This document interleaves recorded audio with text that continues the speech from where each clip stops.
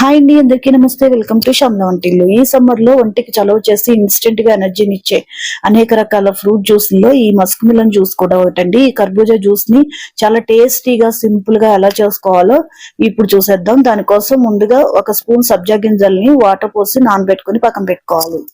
అలాగే మీకు నచ్చిన డ్రై ఫ్రూట్స్ ఏవైనా తీసుకోవాలండి. వాటిని ఇలా సన్నగా ముక్కలుగా కట్ చేసి పెట్టుకోండి. ఇక్కడ నేను జీడిపప్పు, బాదం, పిస్తా తీసుకుని వాటిని సన్నగా ముక్కలుగా కట్ చేసుకున్నాను. అలాగే ఒక గ్లాస్ పాలు, ఒక హాఫ్ గ్లాసు వాటర్ తీసుకుని పక్కన రెడీగా పెట్టుకోవాలి. ఒక మీడియం సైజు కర్బూజాని తీసుకుని సన్నగా ముక్కలుగా కట్ చేసుకోవాలండి. ఈ కర్బూజాలో ఎక్కువగా వాటర్ కంటెంట్ ఎక్కువ ఉంటుంది. అలాగే పీచు పదార్థాలు కూడా ఉంటుందండి. బాడీకి చాలా చలవ చేస్తుంది. ఈ సమ్మర్ లో మనకు మంచి ఫ్రూట్ అని చెప్పొచ్చు. కర్బూజాని కట్ చేసిన తర్వాత దానిలో ఉన్న సీడ్స్ ని పడేయకుండా ఒక బౌల్లోకి కలెక్ట్ చేసుకుని పక్కన పెట్టుకోవాలి.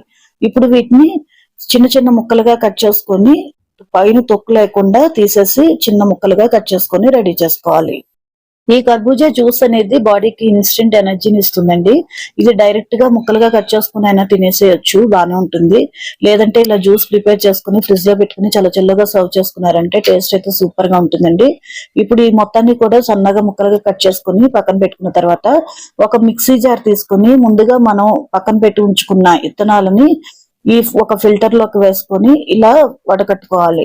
ఎందుకంటే ఈ విత్తనాల్లో కూడా కొద్దిగా జ్యూస్ అనేది మిగిలిపోతుందండి. దానికోసం ముందుగా ఇలా వడకట్టి తీసుకుంటే ఆ జ్యూస్ అంతా కూడా జార్ లోకి వచ్చేస్తుంది. ఇదిగోండి చూడండి ఇలా. ఇప్పుడు మనం కట్ చేసి పెట్టుకున్న ఈ కర్బూజా ముక్కలను కూడా సగం వేసుకున్నానండి. ఇక్కడ 2 సార్లుగా నేను మిక్సీ పట్టుకుంటున్నాను.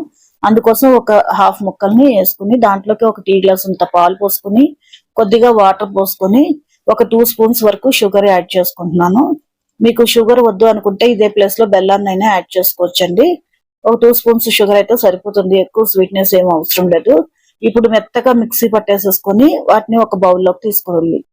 ఇదే విధంగా రెండోసారి కూడా మిగిలిన కర్బూజా ముక్కలను కూడా మిక్సీ జార్ లోకి వేసుకొని ఒక టీ గ్లాస్ అంత పాలు, కొద్దిగా వాటరు, అలాగే 2 స్పూన్లు షుగర్ వేసి మెత్తగా మిక్సీ పట్టుకుని వాటిని కూడా బౌల్లోకి తీసుకోవాలి. ఇప్పుడు కొద్దిగా ఒక హాఫ్ స్పూన్ ఇలాచీ పౌడర్ వేసుకొని ఒకసారి మొత్తం కలిసేలాగా కలిపేసేసుకొని ఫ్రిడ్జ్ లో పెట్టుకుని ఒక 2-3 గంటల పాటు వదిలేసేయాలి. మార్నింగ్ టైం ప్రిపేర్ చేసుకుని ఫ్రిడ్జ్ లో పెట్టేసుకున్నారంటే మధ్యాహ్నానికల్లా ఈ జ్యూస్ అయితే చాలా చల్లగా రెడీ అయిపోతుందండి. ఈ ఎండల్లో ఇలా చల్లగా జ్యూస్ ఏదైనా తాగా ఉంటే ఒంటికి కూడా చాలా చలవ చేస్తుంది, హాయిగా అనిపిస్తుంది. ఇలా ప్రిపేర్ చేసుకుని ట్రై చేసి చూడండి. మస్క్ మిలన్ తో చాలా టేస్టీగా అయితే ఉంటుందండి. ఇప్పుడు సర్వింగ్ గ్లాసులోకి కొద్దిగా నానబెట్టిన సబ్జాని వేసుకుని దానిపైన డ్రై ఫ్రూట్స్ కూడా వేసుకోవాలి. ఇలా వేసుకున్న దాంట్లోకి మనం ప్రిపేర్ చేసి పెట్టుకున్న ఈ చల్లని కర్బూజా జ్యూస్ ని ఈ గ్లాసుల్లోకి వేసుకోవాలి. ఈ గ్లాసుల నిండా కర్బూజా జ్యూస్ పోసుకున్న తర్వాత పైనుంచి కూడా కొద్దిగా సబ్జా గింజల్ని మళ్ళీ యాడ్ చేయాలి. ఇలా నానబెట్టుకున్న సబ్జాని పైన కూడా సర్వ్ చేసిన తర్వాత కొద్దిగా డ్రై ఫ్రూట్స్ మీకు నచ్చితే పైన కూడా సర్వ్ చేసుకోండి.